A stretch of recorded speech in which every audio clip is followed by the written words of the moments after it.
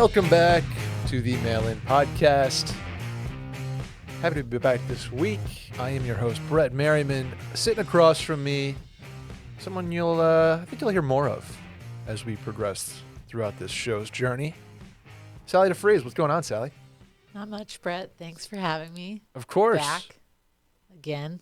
Psyched to have you. Know what number this is for me? Yeah, 69? So it could be. It could very well be number 69. We were talking before the pod, and we were like, Randy, can you make us look good on camera? And Randy obliged, but we're fighting a little paleness over here. I mean, we both have like the real fair skin, the pink undertones. Yeah, and by fighting paleness, it's like that's just a lifelong fight. It's a lifelong fight of paleness, and honestly, PSA, wear your sunscreen. What is going on with sunscreen these days? Oh, are you talking about like that? Yeah, is sunscreen worse for you than the sun? Well, let's get into this off the top. Okay, so from what I have gathered, and I haven't done very much research on this, mineral sunscreens tend to be a little bit better for you and for the environment. So like zinc-based stuff. Okay. The issue with that is it's usually thick and very white. So when you're wearing something like that, it makes you look even paler than you are. That's exactly what we need. So that's called a physical barrier versus what other sunscreen use, like a chemical barrier. So when you're using chemical barrier sunscreens, those are using chemicals to block out UV filters or to filter UV versus when you use a mineral base, it's usually zinc oxide, some other minerals sometimes that are physically covering your skin. Okay. And keeping you from getting UV rays. So I like that explanation. Let me ask you this as like from the layman's point of view. Should I be not using my big orange banana boat SPF 30? Here's what I'm going to say. No free ads. Is it the spray kind? Oh, totally. Yeah. I love a spray sunscreen. Not only now they're finding that there are certain carcinogens in them. Oh boy. Some studies are coming out with like carcinogens in them. I think the last one was like, I'm going to mispronounce it, something that started with an O. There was a bunch of people thought were like clean sunscreens, like Supergoop and some other stuff. Oh boy. But some of these also are very, very child labor to the environment and the Great Barrier Reef. Oh boy. Yeah, because you're just spraying shit into the air. So mineral sunscreen's your friend. Okay. But here's the other take is any dermatologist worth their weight is going to tell you that using sunscreen, even if it has what they think are trace carcinogens in it, is more important than not using sunscreen and getting skin cancer. I would say, yeah. Right. I would say that's like, it's a trade-off, right? Do you want the carcinogens in the long run or do you want them right now? Like with the sun? I mean, take it with a grain of salt. There are like certain specific chemicals that you do not want, like benzene, things like that. But the latest study I was reading about this on Instagram the other day. So like, again, grain of salt. And I haven't read the study itself. A lot of brands got outed for using a certain chemical that they found to be carcinogenic, and who knows? But I would say use sunscreen over anything. If you're trying to be friendlier to your skin and your body and the environment, use like a zinc-based sunscreen. But honestly, in a pinch, if like banana boat orange SPF 15 is all that I have in my arsenal, I'm using it. Yeah. Are you one of those people that your beach bag has like 9 different ones at this point? Because every trip you would go on, you just kind of like, oh, I'll grab this. Yeah, but I'm one of those people too, and this is like me outing myself for being bad to the environment, but I can like go through a whole can of sunscreen in like a day by myself. Like I apply it so religiously. Right, you're cognizant of your skin. Right. And as am I, us being fair-skinned folk with blue eyes and light hair, right? So we have to be on our sunscreen game every day. But yeah, I could go through one pretty quick. Yeah, I'm a big Australian gold guy right now. Nice. Give myself a little bit of a bronze. Yeah. It shimmers too. I think it's for girls, That's but cute. It's embarrassing. You mentioned zinc in sunscreen. Has any mineral or Element had a bigger 2 years than zinc.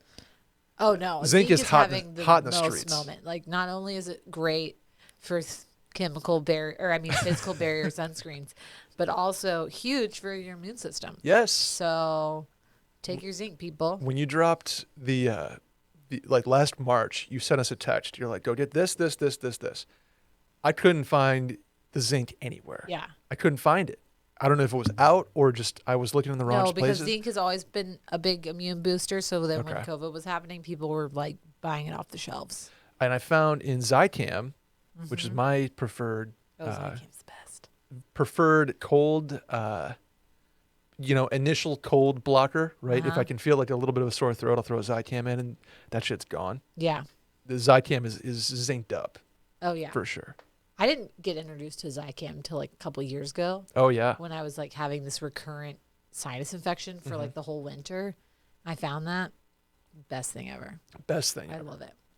Well, you may be wondering if this is your first time listening. What is the Mail-In Podcast? We just do health advice. We just do medical talk all the time. We talked about we might do a medical episode. That might be kind of fun, where you just ask questions about medical things. We do our best to answer your questions. It could be medical, it could be anything else, because you run into situations in your 20s or 30s that you need help with, and we are here to do just that. Get a laugh in, maybe walk away with something useful. How can you help us out? Tell a friend about the Mail-In Podcast. That's one of the easier ways to get into Wash Media, I think. Send them a clip, maybe a segment that made sense. Hit subscribe on iTunes and follow on Spotify. Or you can hit the hotline number, leave us a voicemail. That's 888-362-MAIL. That's 888-362-6245. Perhaps write in at the link in the Twitter or Instagram bio at Mail-In Podcast. Sally, you ready to get into this? Let's do it. Sweet. Hey, Brett and Sally. I've been living with my girlfriend for over a year, and we've split rent and bills evenly while I pay for all of our dinners/drinks when we go out together. Recently, she suggested we should be doing everything pro rata, and that the current situation is unfair to her. I was definitely offended by the accusation, since she would save $200 on bills, but our monthly date tabs are over $1,500. Oh, damn. Yeah, no big deal. Do I start splitting everything pro rata and make her realize she had a great deal before? Or do I return, and once I do I return to the current situation once she realizes she was in the wrong? Appreciate the advice. So she would save 200. She would basically save, so I'm guessing pro rata, meaning proportional as to incomes. So she's like, you should be paying, say it's $1,500 a piece. You should be paying $1,700. I should be paying $1,300. Right. And then still splitting the date tabs, I think. Right. Or still deferring to him on the date tabs. Okay. Or she says everything. I think she's meaning everything, because then he's saying basically if they go to that, she's going to end up paying more in the long run. Yeah. So she's saying, because of my income, I should be paying less on rent, but we can pro rata the date tabs too. And so she thinks that's going to be a better deal because she doesn't realize how many date tabs they rack up. They're balling. They're balling. $1,500 a month. That's go, guys. What's that for a weekend? Randy doesn't know. It's like little less than $500 a weekend. Yeah. No, $375. Yeah, pretty good weekends there. Yeah. I think you say okay, and then watch her be like, oh shit, this is a bad deal. I agree, it's a bad deal. Also, I kind of think that this is, obviously, if one person's straight up not working, and the other person is, that comes into play. But for me, when you're living with a roommate, it's not your significant other. You're not like, I make less than you, so you're going to pay more. Yeah. It only makes sense if you are the roommate with the bigger room. But it sounds like they're probably living together. So they are living together. They probably share a room, share all the equal spaces, so they equally pay for it. To me, that's how you split. if you and I are living together and you have the master and I have the shitty side room, obviously totally different, proportional to what you're getting. But the salary thing is dumb to me personally, because guess what? You're gonna have to pay where you live anyway. And if you weren't living with your boyfriend, you'd be paying your equal share. Yeah. So I do think this is always kind of a weird, and I don't know how you are right now, but like when Will and I were first started dating, especially like the first couple years, it was like he was paying for stuff, but I was also paying for stuff. And I think being from the South, there's like an expectation like, oh, the guy's going to pay for everything. Sure. Yeah. But that's just not realistic. Like, at least for us, it wasn't. Will wasn't making enough money to just like ball constantly. Absolutely. Yeah. And at one point, like we were making the same. I might have been making more than him before I went back to school. So it was like, why am I like letting him pay for everything? You know, so we started splitting stuff, but we honestly didn't keep tabs on it very well. Like, I'd pay for something, then he'd pay for something, and we'd only like split giant bills. Gotcha. We didn't live together till I guess right before we got engaged, and then we split everything pretty equally. But I don't know. We're that couple, like he would get the groceries and I would get the groceries, and I paid for all of Rosie's food, but he like paid for this stuff. Yeah. You know what I'm saying? I'm similar right now with Caroline, where it's like, granted, she's like looking for a job, so I'd pay for more stuff right now just because of the income thing. But but yeah, it's like chip in kind of here and there, like boom, boom, boom. You know, it'll be like 1, 2, 3, and then she'll pick up a fourth happy hour, like a couple drinks type of thing. So we're not like to the cent splitting or pro rata income everything. And I think there are certain people who have to do that. Like, I am not one of those people, and even in our marriage, we're not like that. Like, basically because even though I think I admitted this to somebody the other day, like we do not have a joint checking account or anything, but at the same time, all the money is the same. Like we have shared assets. You know what I'm saying? Totally. So, I think this is a weird move. Not a weird move. I understand why she brought it up, but I think the argument is that doesn't make sense. And if he really wants to prove her wrong, be like, cool, we'll split it. Here we go. And see what happens. Yeah. So, and I wonder if she thinks, if I'm saying this wrong, I apologize. Pro rata, if you pro rata's everything and she saves on the rent and then she saves on the cable bill, like they do everything. Right. And then all of a sudden the monthly date tabs, she's going to be like, oh shit. I think, you kind of like to say, okay, here we go. We can do it your way. But I mean, also don't be a dick about it and maybe I'm not saying that you're being a dick. I'm just saying like maybe explain all that to her and be like, I'm willing to try this, but please recognize that like I pay for all of our dates and the last month alone, this is how much I paid. So if you want to start splitting everything equally, that's fine. But here's where we're going to be, you know, you're going to owe this much a month if we continue our current social calendar. I think she's excluding the social calendar from this. I think she's thinking that stays the same. Right. But we're pro rata everything else. Right. So, I mean, explain it to her, and then if she still wants to do it, then let her do it. Break out a spreadsheet. Right. Here we go. But I mean, I don't know. I found like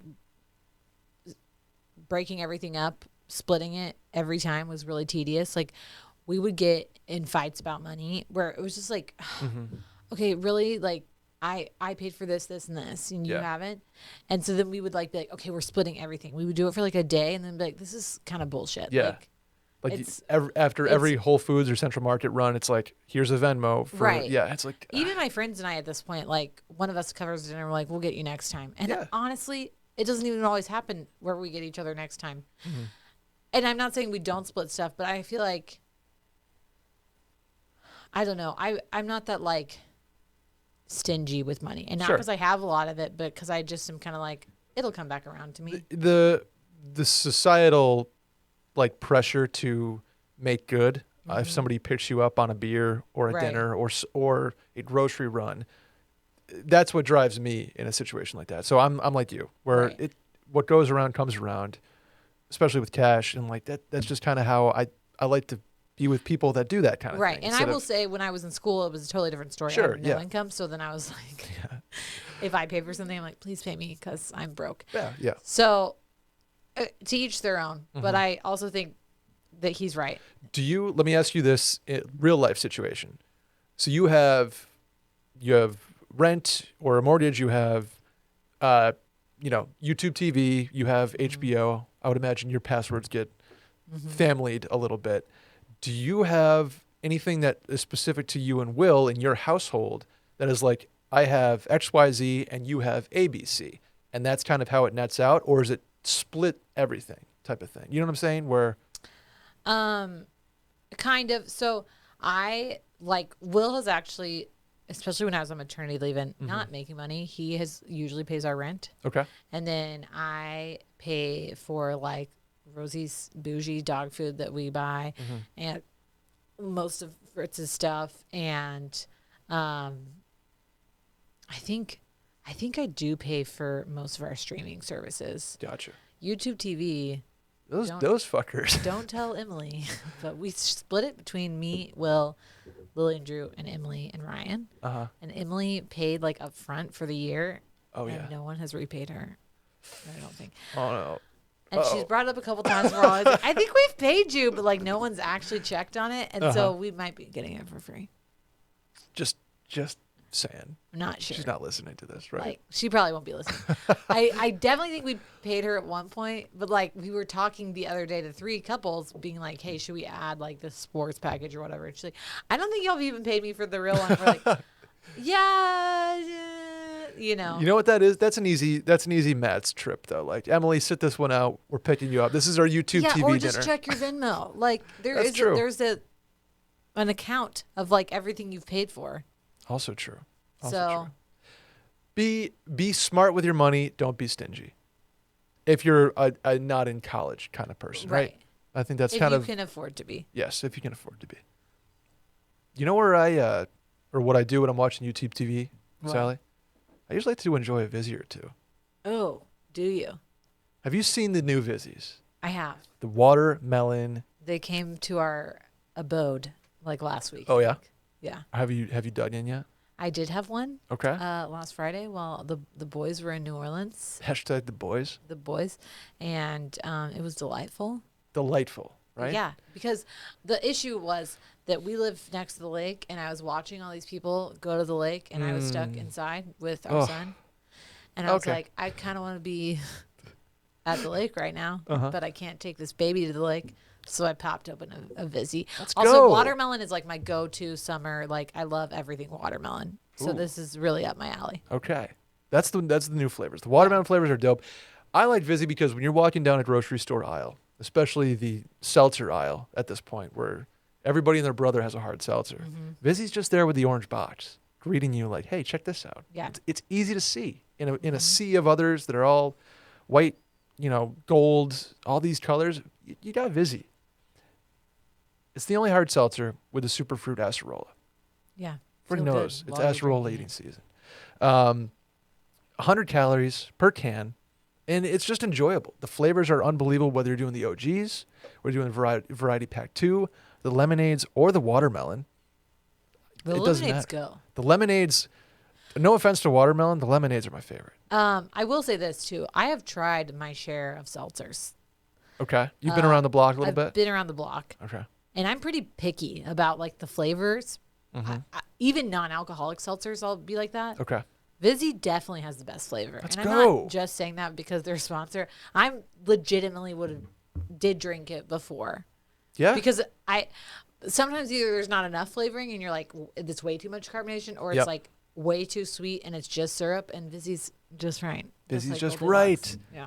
Take it from Sally deFries. Vizzy is just right. Whether you're on the boat, whether you're at the golf course, maybe just on the patio. Maybe you're inside of your apartment and pretending that you're outside. Alone on the couch and there's a baseball game on, like I did last night. Right. Vizzy's there for you. And at 5% alcohol by volume, 100 calories, like I said, and 1 gram of real cane sugar per can, every sip of Vizzy is more exhilarating than the last. Do me a favor. Upgrade your hard seltzer to Vizzy. And to find out where you can purchase Vizzy, go to VizzyHardSeltzer.com/washed. That's VizzyHardSeltzer.com/washed to find Vizzy in your area, or to get updates on our latest flavor droppings and more. Flavor drops, excuse me. Sign up for our emails at VizzyHardSeltzer.com/subscribe. That's VizzyHardSeltzer.com/subscribe. Subscribe. You must be 21 plus to enjoy. How about a voicemail, Sally? All right. Hey, Brett and mystery guest person. It is Half Asian Alex from Columbus. Hope you guys are having a great week. Just calling to see at what point do you start unfriending or like committing with friends that are just flaky and boring and like they try to only do things when it fits their schedule, and then sometimes they bitch about it, which is great and fun to explain to them why. But everyone's like saying it's hard to make new friends, but it's also not easy to just like tell people that you suck as a friend or you are really bad at hanging out. So I know I've done all over the place, but when is a good time for you to just start dropping them and start overly committing to hanging out with somebody all the time? And how do you go about it? Love the podcast. All right, this one's Alex in Columbus kind of says, we talk about a lot on this show making friends in a new city. But how do you go about dropping friends in a new city? Well, one thing he said is, when is the time? The time is when you're calling in to a podcast wondering how you should drop the friends. Those guys are toast. Clearly, if you're wondering enough to call in, you should. It's time to kick these friends to the curb. Yeah. Right? Absolutely. And I'm not going to name drop here, but in my quest to gain more friends in Austin, you meet a lot of people. Mm-hmm. And when you meet a lot of people, you're like, oh, that's a one-time thing. Right. And sometimes it's a 2 or 3 time thing. And then you're just like, I don't think we're going to connect in the future type of thing. Right. No, it's only one person so far in Austin. So I'm not like. Name names. I'm not naming names. Is it Randy? I will. It's not Randy. No, my boy Berto, who I met, who's a fan of the podcast. Shouts to Berto. I'm going to be friends with him forever. That's a friend. Like, what if he thinks otherwise? What if he's? That's why I specifically am name dropping him, because we've hung out like 3 or 4 times now, and but he's sitting on his couch right now, wondering how to like avoid you. Yeah, I know. I hope not. Sorry, I'm just hope kidding. not, Berto. But no, he's been great. But yeah, it's you get to a point where, okay, you've kind of made the few steps to gain friends and gain a friend group. And then there's a couple stragglers who are like, hey, what do you want to do? You want to go paddleboarding this weekend? I'm like, no, I don't. And my method of choice, toxic as it is to not answer. So and I feel bad. Yes. Yeah, it kind of depends on the reason why you don't want to be their friend anymore, right? Like, for someone who's flaky, I think just giving them a taste of their own medicine and being flaky towards them is maybe not a bad move. Okay. And I can't imagine that he's just talking about people that are new friends. Sometimes you grow up and you've been friends with people from college and you're like, maybe I don't want to be friends with you anymore. 100%. Like, people change their paths, change their priorities. Maybe you became friends with somebody because your ex was friends with them, and now it's awkward. There's so many different stages of life. So I think, 1, examine why you're friends with this person in the first place. Okay. 2, I think it's time when they're not serving you anymore. Like, and serving is a bad filling term. up your cup, right? But like, if you're having anxiety about hanging out with them, your dread, they just don't do it for you. Like, you have to be honest with yourself, right? Like, that's so much about growing up, especially in your 20s in a new city, is like, I totally get where this guy's coming from. You're excited. You made some friends with people like right when you moved, and then you found like a better crew. And then these first people are like just around. Yeah. And like you said, like, they're hitting you up. So if it's like the friend, so I think totally the flaky friend, that sucks. And I am going to be the first to admit, I am flaky as hell sometimes. Uh-oh. So you have a child. Well, but like, even pre-child, my friends will call me out on it. My like good friends, and I'll be like, "You're right.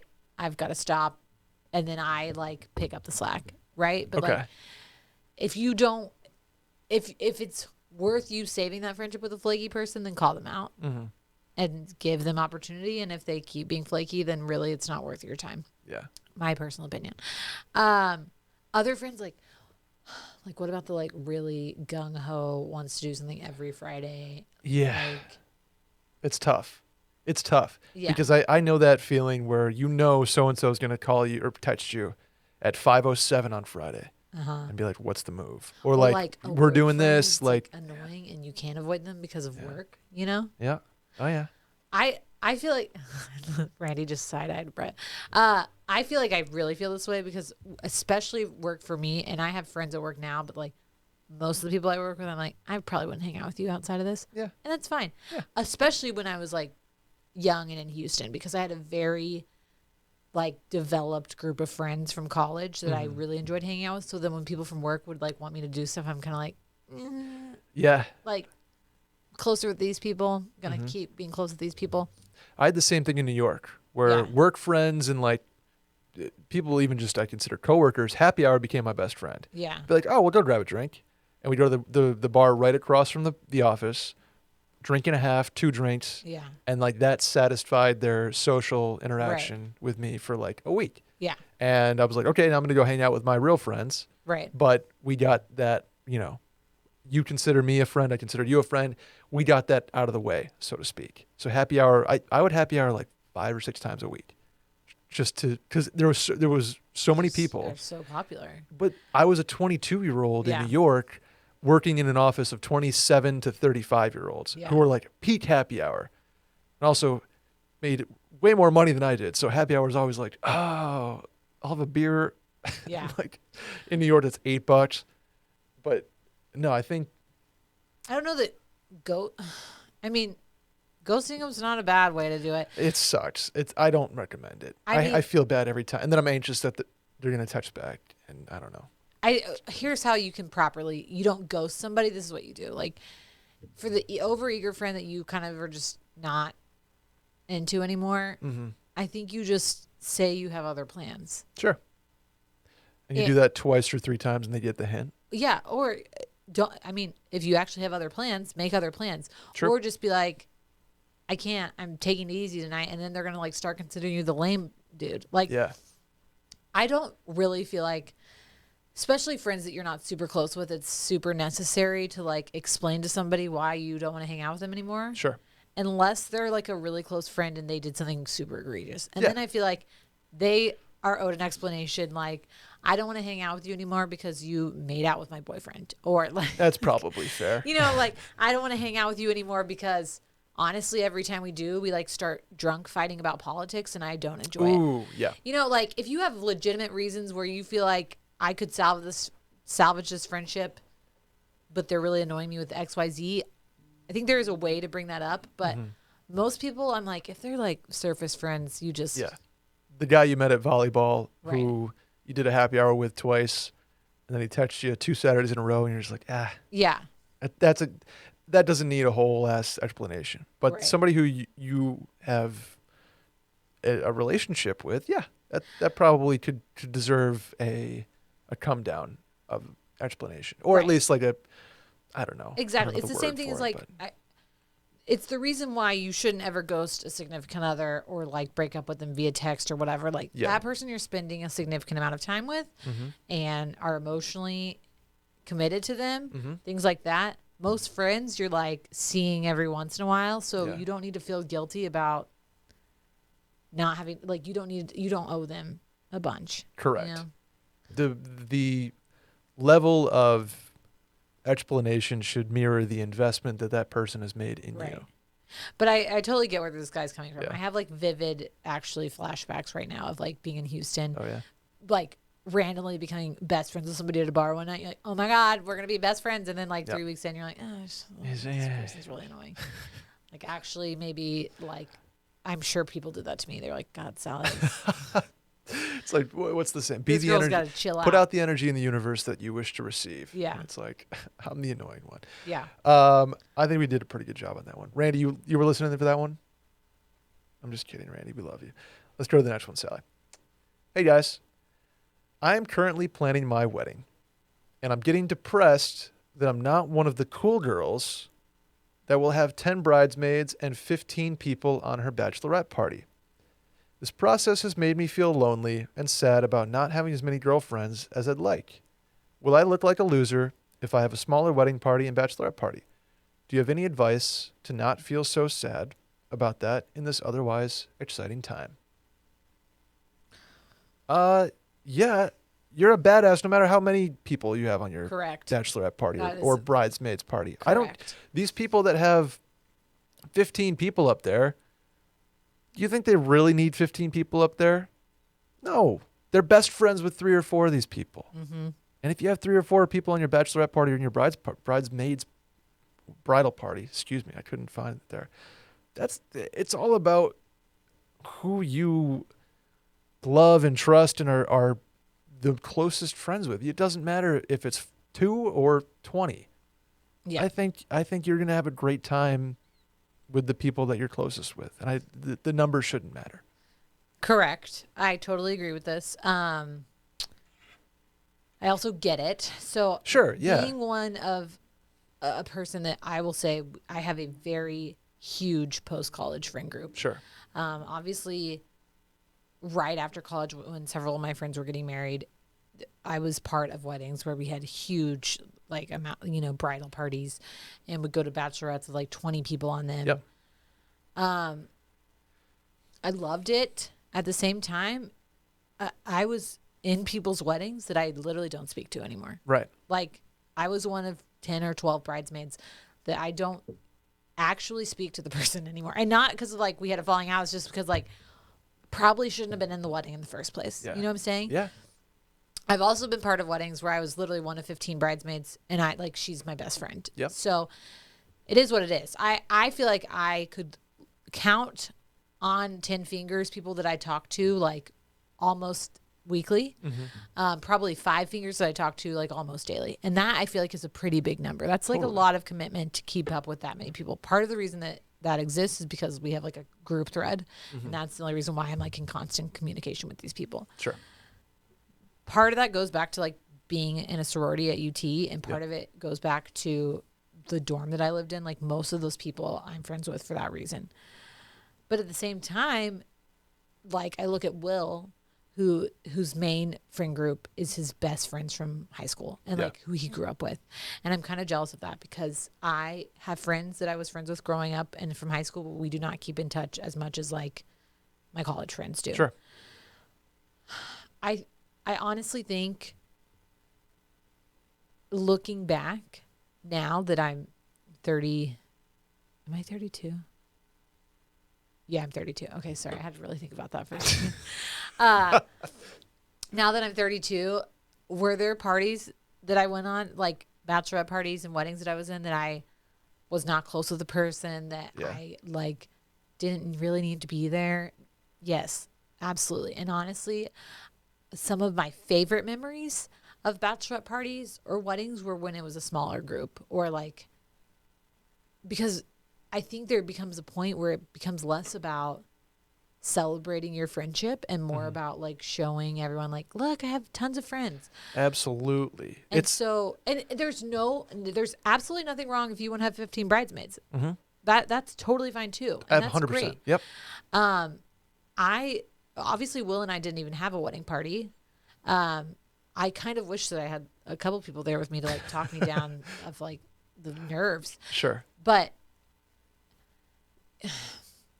all I have to say to her is you don't realize what those friendships mean. Okay. Mm-hmm. Like I've been on bachelorette parties where like a coworker got invited and like a whatever got invited. And most of these people are like, you know, the 4 sisters of the groom who like, she's definitely not close to, but feels obligated to invite. Of course. So you don't know how the people that you're comparing yourself to, what their friendships are actually like. And like, honestly, some of these people, like I've been on bachelor parties where we literally like there's a few girls that are just complete bitches to everybody. Yeah. Like, and there's cliques.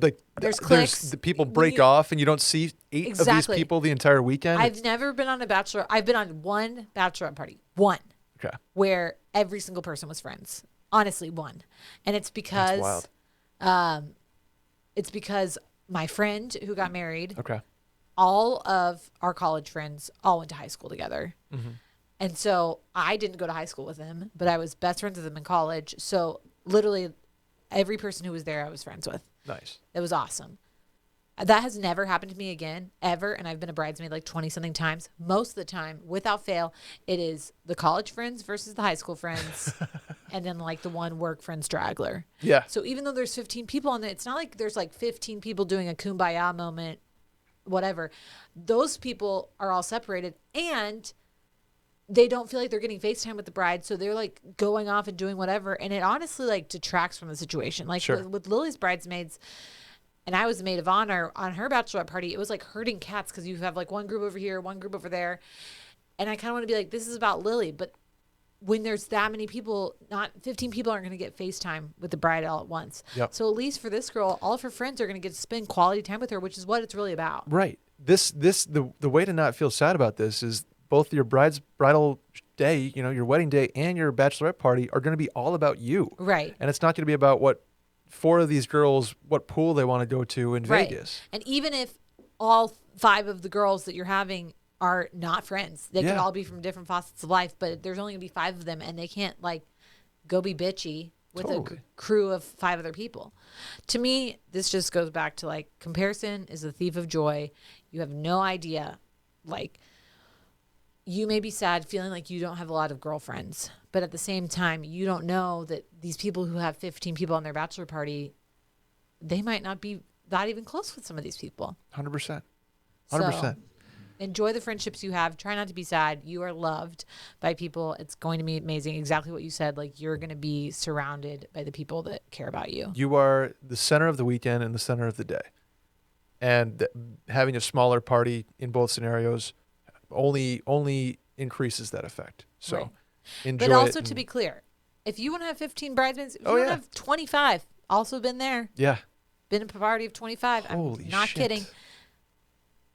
Nothing wrong with it. Yeah, absolutely. You get to decide who matters to you enough to be in your wedding. Agreed. Unless you're the guy. And then she gets to decide how many people stand up there with you. Yeah. Yeah. Let's do the next one, Sally. What's up, Brett and esteemed guest? My buddy and I recently moved to Sacramento for new jobs, and we've been checking out the local bar scene. Last night, we ventured into our first gay bar. As straight dudes. The vibes in there were immaculate. Anyway, I get to dancing with a beautiful girl. Obviously, she most likely thought I was gay. We started off innocently two-stepping with a basic twirl and what have you. But as a dude, my hands naturally drift to more sensual areas, i.e. the booty and the hips. And we get more into it. Eventually, I confess to her that I'm actually straight, and she storms off. Am I in the wrong here? Any tips for trying to dance with girls without appearing to have unholy motives? I didn't have any intention of trying to hook up. I was just there for some good, clean fun. Regardless, it was a great experience and everyone was super open and just there to have a good time. Looking forward to hearing your takes. Sally, I've heard that gay bars are like girls. This generalization here, so grain of salt. Girls like going to gay bars because they feel more comfortable with dancing, with drinks, with people around them because they don't have to worry about guys breathing down their neck, so to speak. Yes. Okay. That is, I guess, a sentiment. It's not a sentiment I really ever had. Okay. I hear this in New York especially, so it might be different. This is kind of wild. I was reading on Instagram like a couple weeks ago. It was in not the New York Post because it was in LA, but basically a gay bar in LA that has been, one of the bartenders there has drugged multiple people. Oh and my raped God. them afterwards. And what? Under the guise of like women are going, being like, I'm at a gay bar, it's totally fine. And then like woken up completely, don't remember anything. And it's like very talked about. I cannot remember the bar's name. So ladies, you're not always safe. Your drink can be drugged anywhere. I think ladies and gentlemen, I got drugged in New York one time. Everyone. Like I got drugged. It was awful. Right. Like espresso martini night. Yeah. Awful. Ooh, not good. I think that there's like that general consensus is like, oh, I'm like with gay guys and they're going to be into other guys, so no one's going to pay attention to me, and it'll be fine. So that's my ignorant take on this. So I think that I've heard actually before. that was what this one bartender was preying on. It was like these girls feeling like they were in a better situation. People are sick. Yes. So getting that out of the way. I kind of think this guy's in the wrong. And I think so too. Why? Only because probably this girl let her guard down and assumed that like nothing was, everything was fine. Personally, for me, like, I don't think that he was like obviously being malicious or anything, but I also think the intent when you are going to be dancing with a girl, trying to flirt with a girl, whatever, at a bar, regardless of what the setting is, should always be like implied, like, hey, like she needs to know that you're straight. Right? I totally agree. Needs to know especially two-stepping is one thing. Right. He mentions the more sensual parts of a dance, like if you get into it a little bit more than that. Talking grinding. Yeah. Perhaps grinding or, daggering. Daggering for those out there, no, the dagger. No one's daggering. That's when you need to something needs to be known there, like, hey, this isn't like I'm not a gay dude at a gay bar. Yeah. I'm here because I'm into you. Right. But that needs to be said or told outside of that like moment right there. And in her defense, she is probably like letting it happen because she doesn't realize he's straight, and not that she wouldn't let it happen if she knew that you were straight, but like a heads up is better than none. Heads up. Communicate. That's literally every answer to this show, the questions on the show. We could lead off with be like, well, how about communicate? Right. To everything. But personally, any tips for trying to dance with girls without appearing to have unholy motives? Don't let your hands wander. Yeah. Don't let your hands wander, dude. Like, unless okay. Let me know what you think about this. You make the first move to dance. Be like, can I dance with you? Uh-huh. You let her make the move to dance more aggressively than just. Correct. Okay. That's That's fair. That's like hey, I'll bring you out on the dance floor, but it's you as the girl's call to take it up a notch. Right. Okay. I feel like there are like certain cues, and maybe this guy thought he was getting him, but also like she could have let her guard down because she thought he was gay. So she, I'm just like thinking back, like I definitely have been in a bar before where like I've walked by and somebody's like grabbed my ass. That is like the worst feeling ever. It feels so demoralizing. And, that was a situation where like I wasn't even dancing with somebody. I was literally like walking past somebody at the ranch in Austin. I like literally chased him into the bathroom and tried to punch him. And then had the bouncers kick him out. It was tight. There you go. So obviously I would like to say to most people, I think that like use your common sense. Like what signals is she giving? Consent is always like, I don't think that this guy wrote in like asking about literally like how to make sure that there's consent involved. You like most there people are can cues, figure that out. Hopefully, I think this guy knows that, but I think I get that he wants to go have good, clean fun before he asks her to dance. Like, make it known that you're straight. Yep. If you're especially just at the gay bar, because of the setting. Like, if you're in a regular bar, she's not going to assume that you're gay. It's your responsibility to like lay out that you're straight. Yeah. If you say, hey, you want to dance? She's like, sure, let's two-step. Yeah, by the way, I'm straight. Yeah. So this is not like and she's like, okay, well, two-step and then clap it up and see you later. Right, exactly.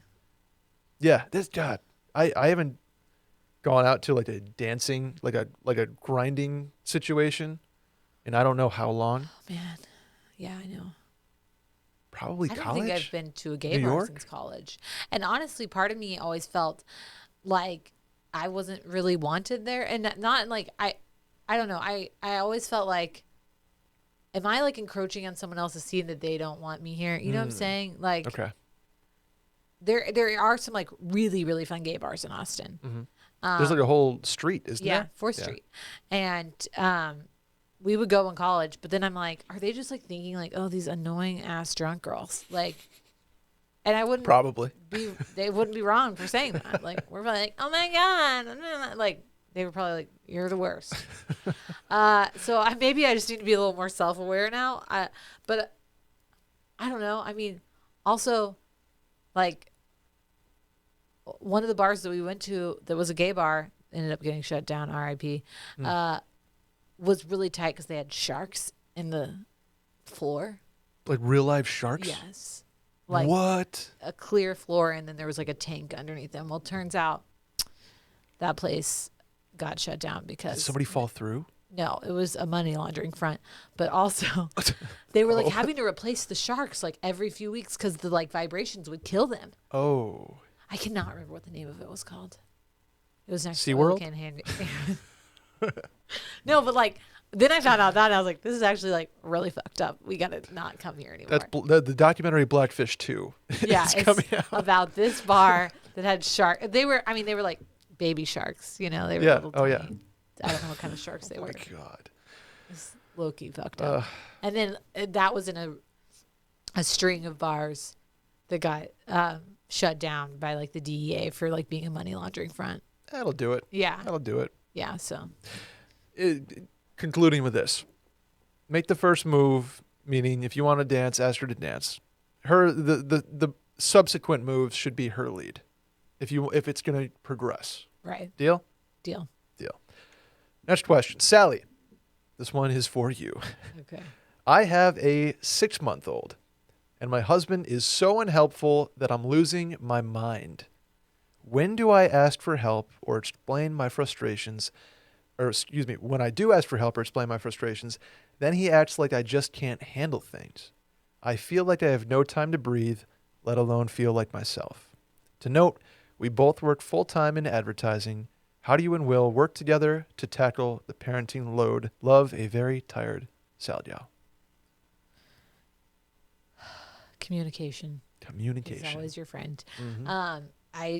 If there are any parents out there that haven't struggled with this, like, hit me up and tell me what your secret is, because this is so common, especially with a young baby. Like, I think so much is internalized between each person that they're not like, I don't think, even though Will appreciated what I was doing, sure, it's so hard to understand what the mother is doing. Like, you have given up your entire body, being, soul, life for a child. To create this life. And on the flip side, like, you have to also realize that your husband, partner, is trying. You want them to feel like they're on the inside. So I've had friends struggle with this. We struggled with this. Not only are there like, part of the reason that we struggled with this was because I am a big type A person. I like control. So like, I would try to handle everything. Okay.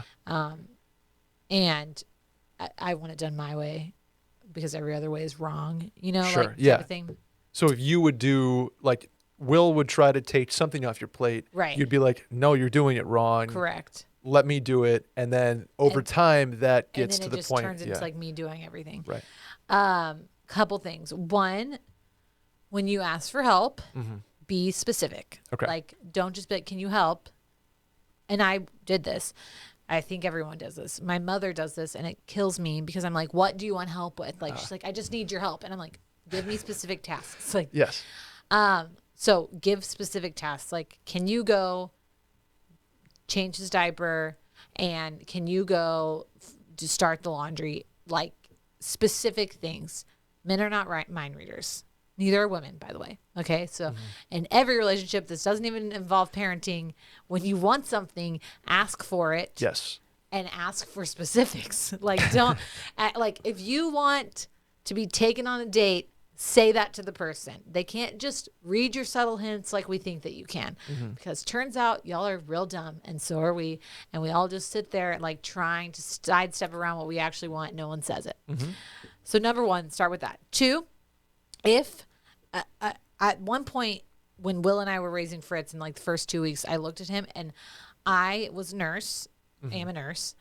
I was a pediatric nurse, and I'm very comfortable around babies. So like, it was easier for me to just take over when we were changing his diaper or we were feeding him or whatever. but also he had to learn. Totally. Like, Will has to learn. So at one point I looked at him and I was like, I don't want to offend you. You got to just we got to make you more comfortable with him. Yeah. Also, because I think any guy that's like handling a baby for the first time, you're like so afraid you're going to like terrified. Or like hurt them. The or next like thing. break them. So you're like, oh my God, like what do I do? So literally I would be like, okay, don't get offended. Yeah. Here's how I like to do it. This is what we do. So again, constructive criticism, not saying you're not doing it right, not just taking over because you're frustrated. A lot of it has to be you become a teacher because the mom is primarily the one doing this, primarily the one who like has the instincts. You have to let your partner or anybody else who's handling the baby, your parents, the nanny, whatever, like learn to do it your way so that you don't get frustrated. Number 1 and 2 are those things. So asking for help, specific things, and teaching them how you want it done. Yeah. The last thing is couples therapy. Sure. Get a therapist. Honestly, I think both parents always feel like they're doing more than they are, or they're carrying the load. Whether like it's taking care of the kid or being the breadwinner or, you know, trying to like keep up with your social calendar, someone always feels like they're doing more. I can't even tell you, like we hung out with friends recently who all had kids and like all of us were bitching about the guys and all the guys were bitching about us. And like, we don't even like, all of us are like in really successful, stable relationships. Yeah.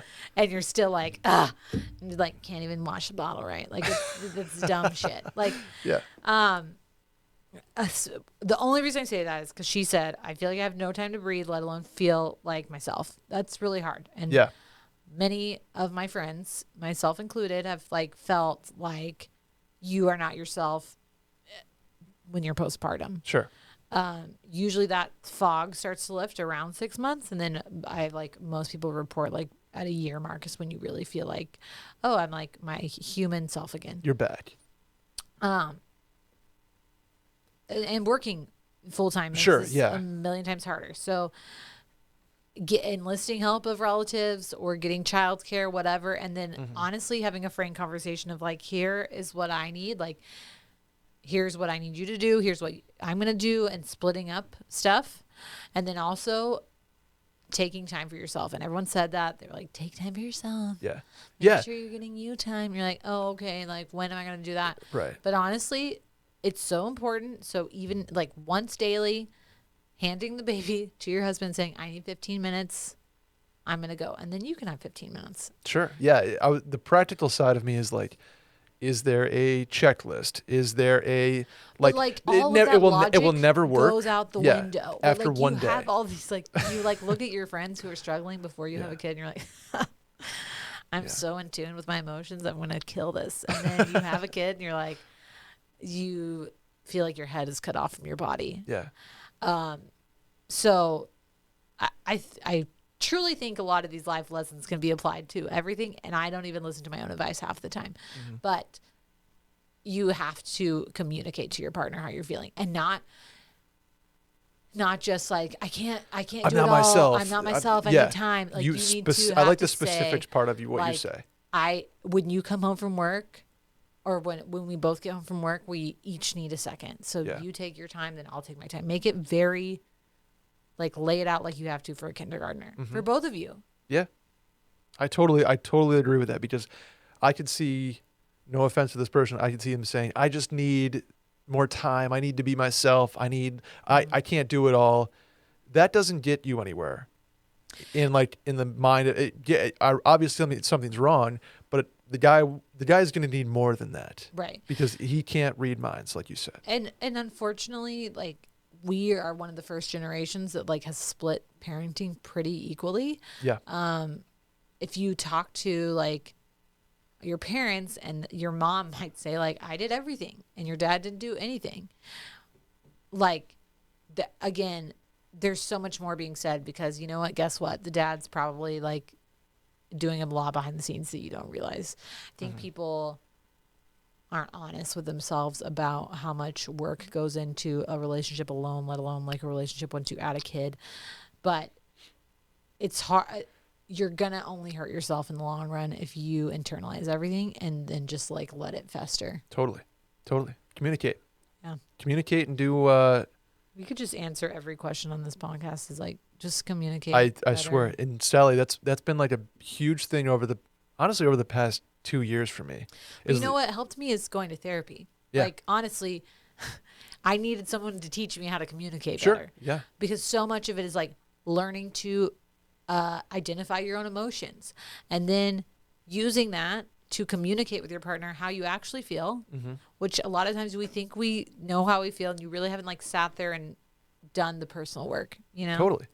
Totally. And it's hard to get past that for like a lot of the times you feel built up or there's a wall that you don't feel like breaking down because you know that that's an hour long whatever. Right. And so you just kind of brush it off. It's a job. It is a job to be in a relationship. It is a job to love yourself. It's a job to all rewarding jobs, right? But jobs. It takes work for Absolutely. all of this. Yeah. Wow. That's gonna do it for questions, Sally. All right. Do you have before we end this podcast? That was awesome, by the way. That is, I obviously I don't know anything I'm talking about when it comes to children, but it's cool to hear that you do and people do, and I'm sure that'll be welcome advice to a lot of the people on this podcast. That if it were me and Randy tackling that question, it would be a bit of a different story. Love to hear Randy's takes. Just kidding, Randy. You're gonna be a great dad one day. He is. He's great with Parch. When Parch comes in and chills, they play video games. But that'll do it for questions. Okay. Before we get out of here, do you have any shower thoughts that you've cooked up? Or I can do mine first. You do yours because like literally all like my whole shower thoughts lately are like the most basic things. Like mine too are like geopolitical issues and perhaps refugee crises and maybe spiking cases of a certain variant. I don't know. That's what's in my brain. You could get my real shower thoughts and just like me. I was like, yeah, we'll do. I was thinking about giving a real shower thought like that, and it's like, oh, you know, my mom or my dad's sick, my mom passed. Like, there's a lot of other shower thoughts that I could go into, but I'm just like, let's keep it light here. So, like, if we're keeping it light, like, what I actually thought about in the shower was like, shit, I need to get a pedicure so bad. Oh, okay. Literally. Okay. Let me ask you this: when you say pedicure, does that mean is that just nail polish, or pedicure is like they like soak your feet and they do the fishes thing, where they bite the dead skin off of you? No, I mean like that is a thing in like Greece, but like no, it's not like a usual. You don't just like go into a nail place and they like have fish biting the skin off your feet. It's built up in my head then. You should definitely go get a pedicure, Brett. No, pedicure is like soaking your feet and then they like will slough off the dead skin and they like, you know, clip your cuticles on your toes and then they usually give you a massage, which is delightful, and then they paint your toenails. Have you ever had like a cranial massage? Yes. That might be the best massage on the planet. Yeah. That's half the reason why most girls like go get their hair done. Is because they give you like the cranial situation. Yes, it's so great. Head massage, by the way, for those who are like, what's the cranial massage? Still that, I think. What's that? I think it's still a cranial massage. Yeah, okay. Head massage. Oh, I thought you were scalp massage, whatever scalp. No, that's my shallow shower thought. My nails also need to be done. My like real deep one is, I mean, you could just get on my Instagram and I have done myself the vaccine influencer. Go see Sally's Instagram. And you know what? I've been tempted to do this, and I will do this on this program because I understand where people are coming from when they say getting on somebody, whether it's a friend, a relative, a parent, for not getting vaccinated. By going at them and calling them a moron, I don't think is the right way to do it. It's not a good idea. And so I welcome advice or questions if anybody out there wants to know more, is hesitant, or is anti.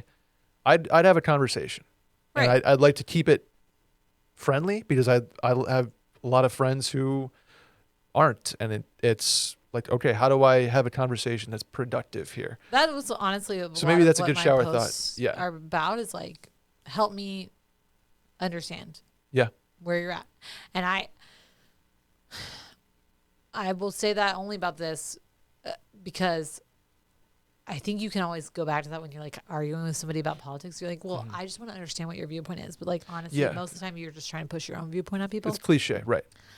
And I probably will try to push my own viewpoint on you, but I would love to understand what your thought process is. Totally. Absolutely. When you disagree with me. Yeah. And I would love, if you want to slide in the DMs and we can chat back and forth. Like, DM me anytime. Yeah. And I think that's welcome. I don't want to get mad at people or call people calling people names and then both sidesing after that is just unproductive. And I think, we're in this world where if you have questions about this thing, instead of asking or hearing from XYZ, talk to somebody who you can trust. Yeah. Whether it's a friend, whether it's Sally's a medical professional, like there are resources. Yeah. We spend a lot of our time arguing about everything with people online for no reason. Mm-hmm. And it's sad. Yeah, absolutely. Especially spend a lot of my time arguing with especially people. in like public, like on Twitter threads.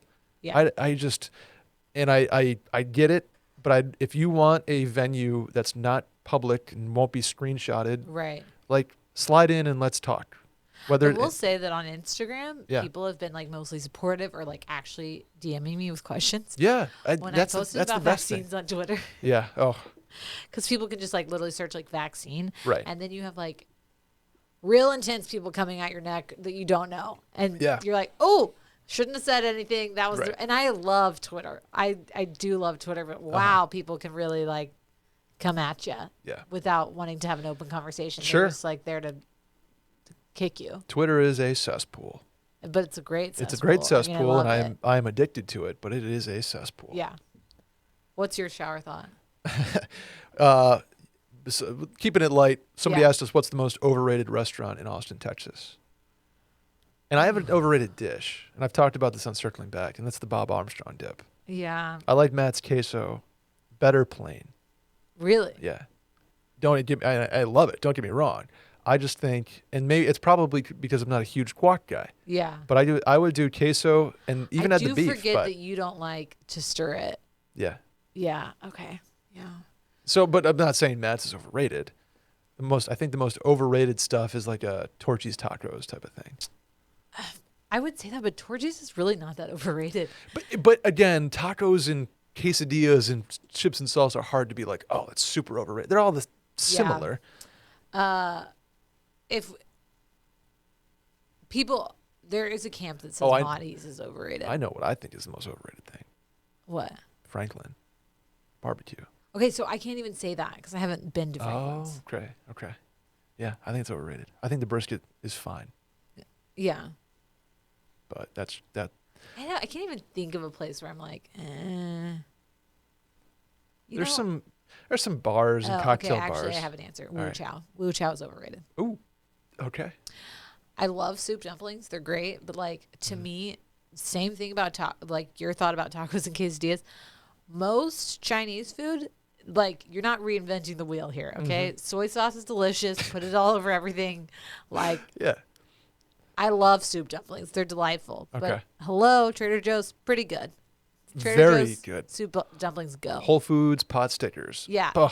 So like I am not hard to please in that realm, and so when we've gone to Wu Chow before, I'm like, could have done this at P.F. Chang's. Heard their happy hour is great though. And I'm not shitting on Wu Chow. I just think in general it's harder for me to appreciate Chinese food. Okay. That's like fair. Nice Chinese food places, because most of the time, like I want it to be like hole in the wall, and I will be very happy with that. There you go. Know? So I think that's my number one. Do you have any bars that are overrated? Yeah. Spill. Zanzibar. Oh, see, I haven't been to Zanzibar either. You have to go. Yeah. One time, but Zanzibar's overrated. Okay. It's $17 cocktails in cool glasses and mugs, like tiki mugs and stuff, but it's very overrated.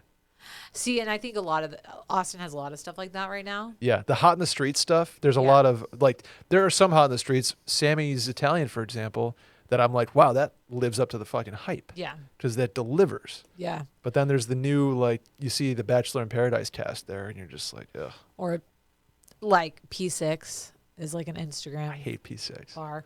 I don't hate it. There's a lot of places in Austin that are doing that right now, like and charging an absurd amount of stuff for like fun drinks that you can go to like some Staples and be fine. P6, for those listening, is built on the floor of a parking garage, and they try to dress it up with like flowers and Mediterranean food. It looks like it's just trying to be like an Instagram. It's a really cool location because you're looking over the lake. You're in at a Radisson. Yeah. I mean, it's not the Radisson anymore, but it was a Radisson. Right.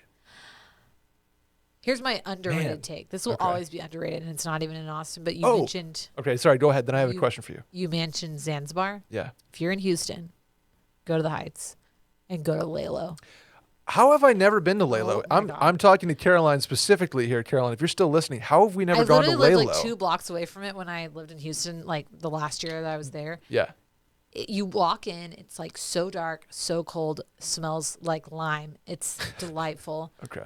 And I think actually the last time we were there was right before Circling Back started, and Will got recognized, and our friends were like, "What's happening right now?" No way. It's my favorite place in Houston. It's like I think at one point it was for sale, and I was trying to convince Will to buy it and turn it into a Wilmots. I love Lalo so much. It's so good. Wow. Okay. I've heard they're like the probably the 10th person that's been like, oh, go to Lalo. Lalo. That's so funny. I wonder if there's like a story that I just haven't heard from Lalo. The Caroline's like, yeah, we can't go to Lalo. But my question was, you went to Fix the other day. Oh yeah. How did it go? It was really good. It was good. Okay. We got the biscuits. We got hush puppies. Yep. And then Caitlin and I both got this like fish on like some swimming corn thing, and it was really good. Oh, all delightful. Okay, good. Yeah, I didn't know. I didn't see if like a pic or an Instagram story or anything from it. So I was curious if you went and or liked it. So no, we did go and we did like it. Okay, I meant to text you. Thanks for your ex. Of course. Yeah. That'll do it for today on the mail-in. That was fun. We went lawn again, and when I said this, like, oh, that's probably a quick episode, right, Randy? Okay, we'll see you. We'll see you guys next week. Please subscribe, rate 5 stars, give us a review, and tell a friend about the podcast. Hit the hotline number to leave a voicemail. That's 888-362-MAIL 888-362-6245, or you can write in at the link in the Twitter bio at Mail-In Podcast. Sally, before we go, where can the folks find you? They can find me on Instagram and Twitter at Sally deFries. Sally deFries. We will see you guys next week. Bye-bye. Bye.